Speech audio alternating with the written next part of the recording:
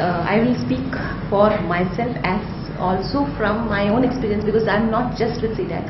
I've been with the banking industry also, and I could at least 5 years down the line, when I was in the banking industry, the perception of open source was like, for that we always looked at it with caution.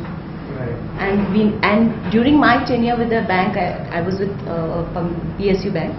Okay, we never went for any open source procurement. I don't know really whether things have changed, so I'm not an authority to speak on that. But at that time, the perception was that, the concerns were that how do you have support if you go for open source?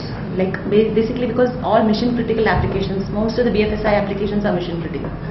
So how will you have support, especially when the system goes down at middle of, for example, March 31st? Right. Okay, systems are all on full load and full and at that time when something goes down, you don't have anybody to call to.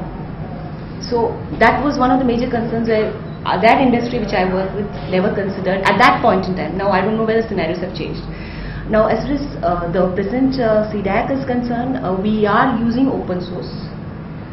And we have contributed to open source community also, the BOSS and all the other things. Right now, the open source technologies we are using are basically for programming, but for database, in certain mission critical applications, we also still resort to going for licensed products, because still somewhere the mindset is there that this is more dependent. And of course the support is always there. And client also would like to see product, fine, you use Java, you use PHP on the front end, but when it comes to database, they would rather go for something like a licensed product.